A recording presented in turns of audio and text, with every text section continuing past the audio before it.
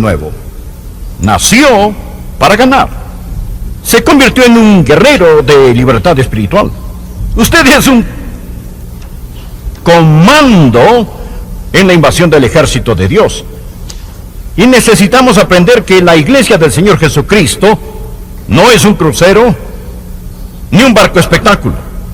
Es un buque de guerra. Estamos en guerra, en un feroz conflicto. Es una lucha hasta el final, sin ningún límite. No podemos ser neutrales, ni podemos llamar a tregua.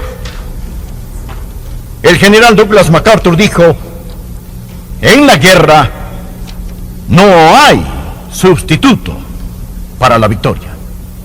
Deseo que vea hoy cómo usted y yo podemos entrar en esta batalla con la autoridad del reino y estar totalmente seguros de la victoria, que es nuestra. Lucas capítulo 10, versículo 17. Volvieron los 70 con gozo, diciendo: Señor, aún los demonios se nos sujetan en tu nombre. Lo notó.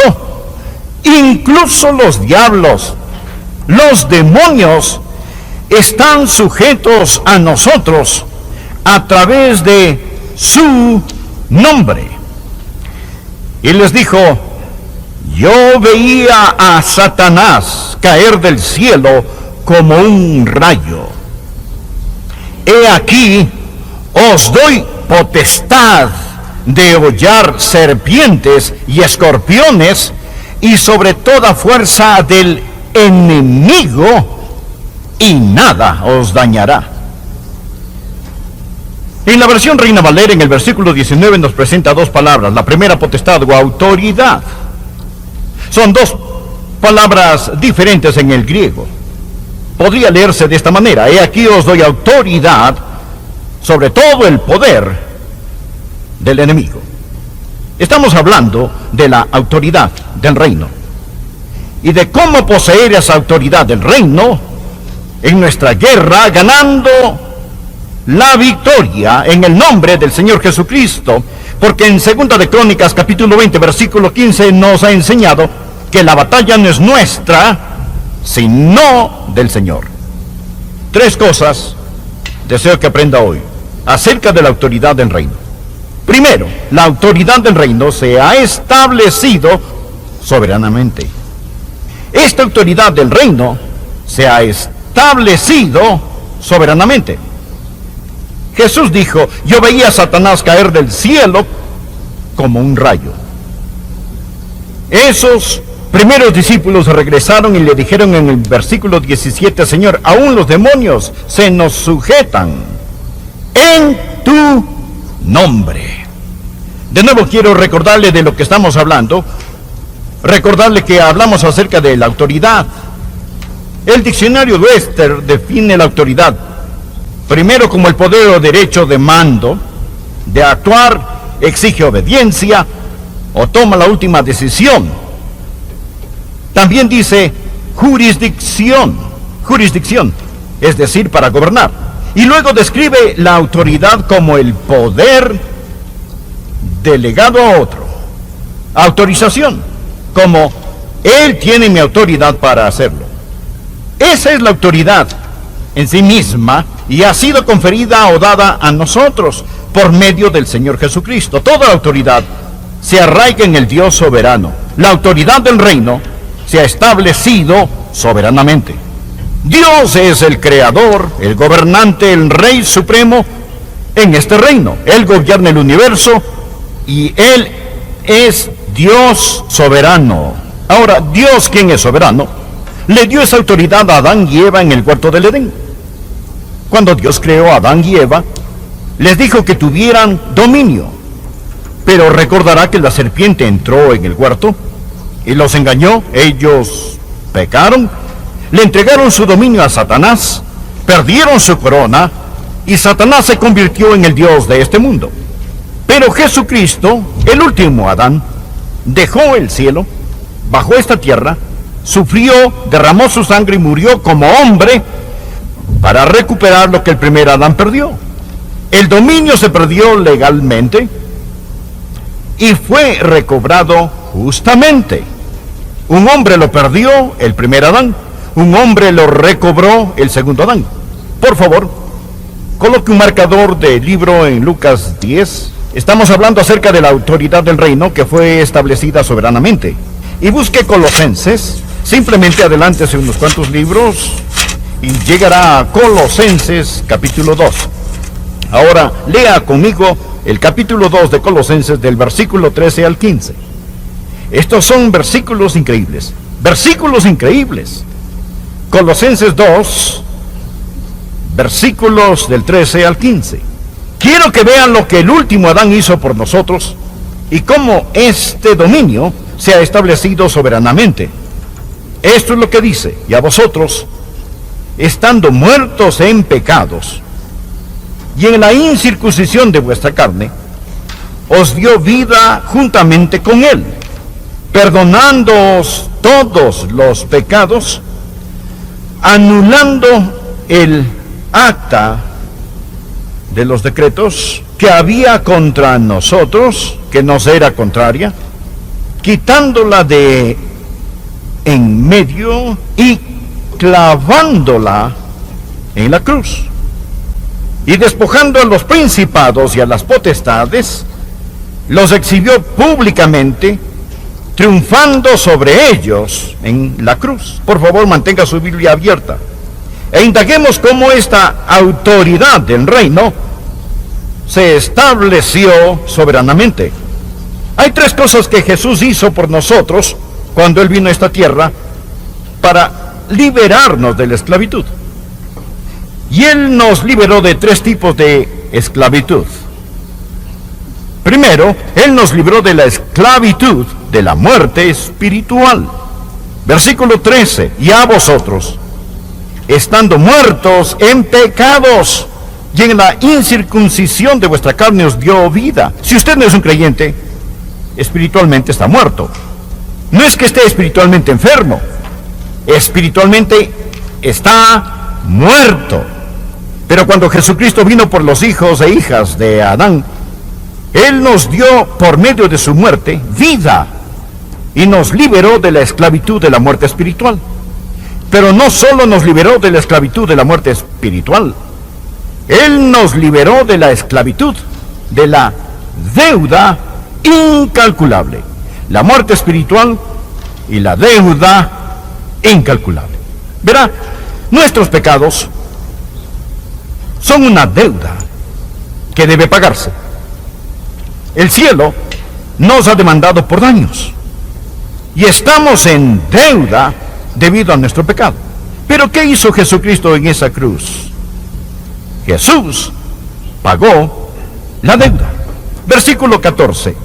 Anulando el acta de los decretos que había contra nosotros, que nos era contraria, quitándola de en medio y clavándola en la cruz. ¿Qué hizo cuando murió por nosotros? Él nos liberó de la esclavitud de la muerte espiritual. Él nos liberó de la esclavitud de la deuda incalculable. Él lo pagó todo. Y luego nos liberó de la esclavitud del dominio satánico. Retroceda y mire de nuevo este versículo. Observe el versículo 15. Habla acerca de lo que Jesús, oh, esto me fascina, no solo hizo por nosotros, sino lo que hizo a Satanás cuando Él murió. Él arruinó a Satanás, despojando a los principados y a las potestades. Despojando principados y potestades. Los exhibió públicamente, triunfando sobre ellos en la cruz. Su muerte en la cruz. Note lo que el Señor Jesucristo le hizo a Satanás, que quiere tener el dominio sobre nosotros. Primero lo despojó. ¿Qué significa la palabra despojar? ¿Sabe lo que significa en el idioma griego? Quiere decir desnudar. Significa despellejar. Como despellejar el cadáver de un animal. O como despojar a un general de sus medallas. O quitar a alguien sus túnicas reales. Aquí estaba Satanás, en toda su arrogancia, todo su dominio, llevando todas sus medallas del infierno. Y el Señor Jesucristo en la cruz despojó a Satanás. Él le quitó toda su autoridad. Él ha sido desnudado, despojado. Y la Biblia dice, lo exhibió públicamente. ¿Qué significa eso? Significa humillado. No solo fue despojado, sino que estaba allí de pie desnudo, sin más autoridad, sin más poder, sin más dominio. Diga la palabra despojado, dígala. Ahora diga la palabra avergonzado. Despojado y avergonzado. Él fue humillado públicamente.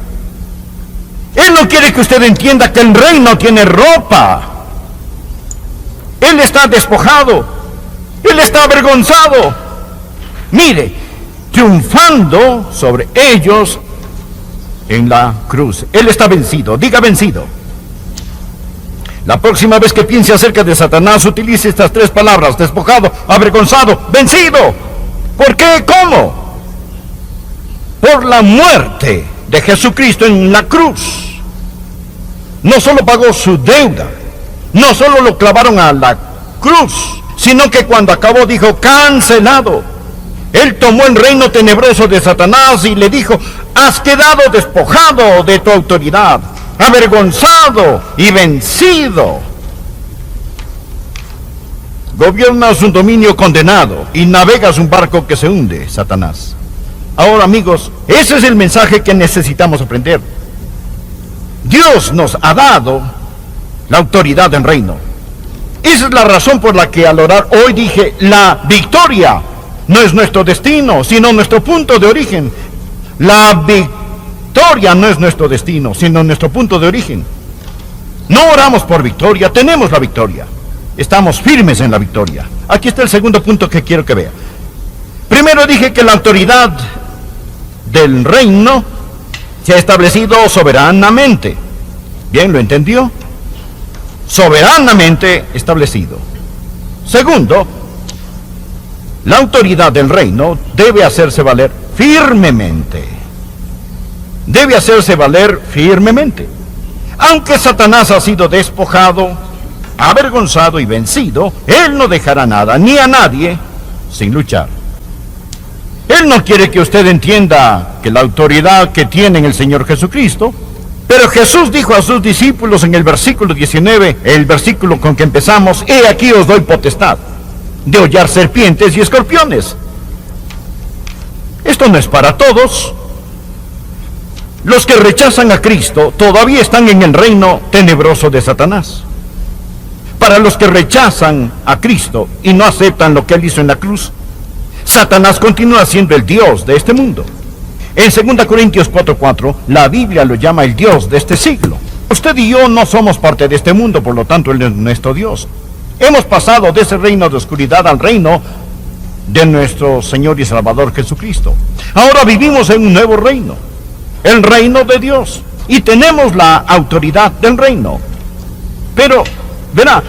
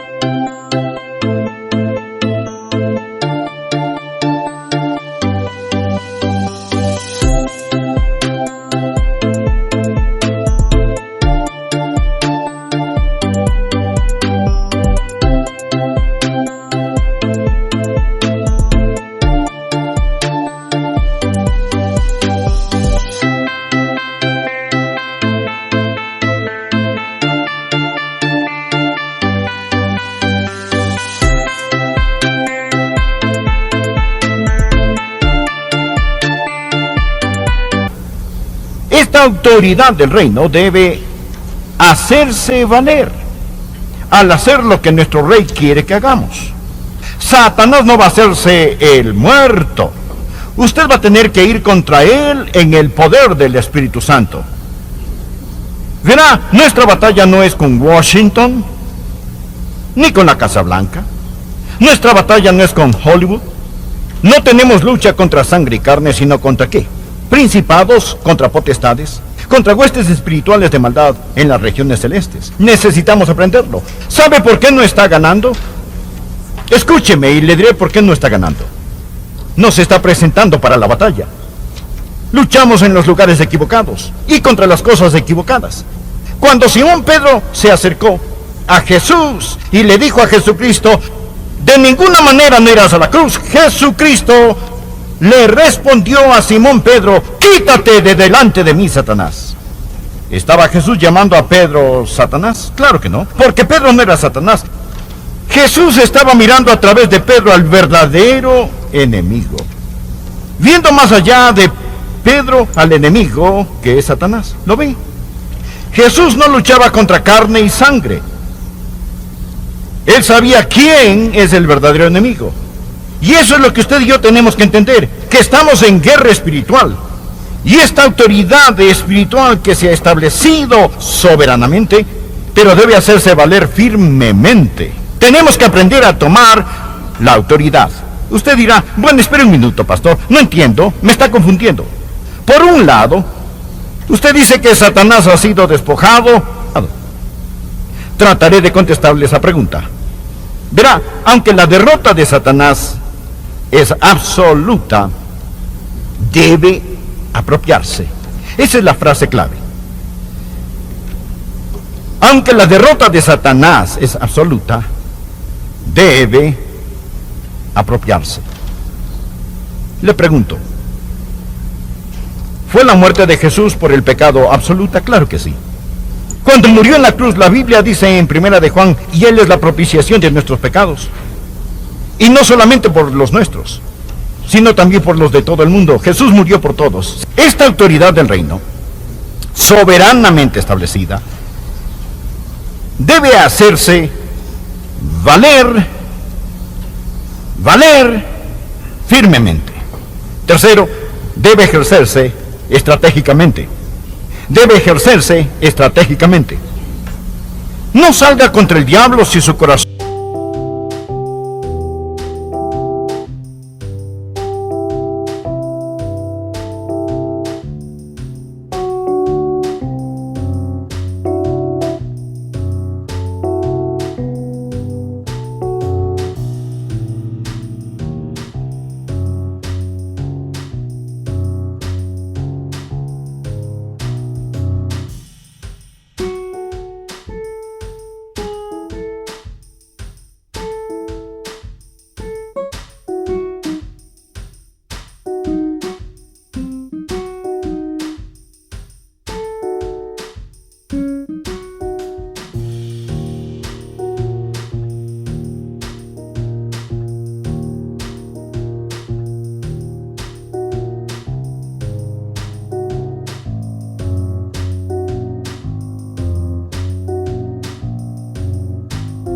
no está bien con Dios, debe ser la persona correcta.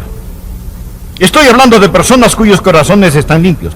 Les he dicho antes que usted nunca, escuche, usted nunca estará sobre hasta que primero esté bajo.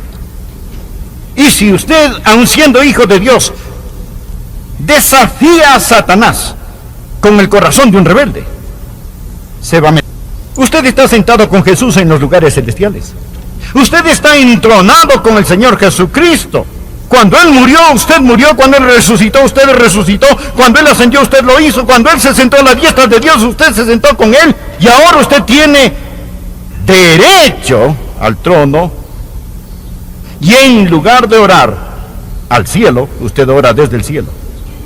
Jesús dice en Mateo capítulo 18: de cierto os digo que todo lo que atéis en la tierra será atado en el cielo, y todo lo que desatéis en la tierra será desatado en el cielo. No significa que el cielo secunda la moción. En el griego dice que todo lo que se ata en la tierra ya está atado en el cielo. Todo lo que se desata en la tierra ya está desatado en el cielo.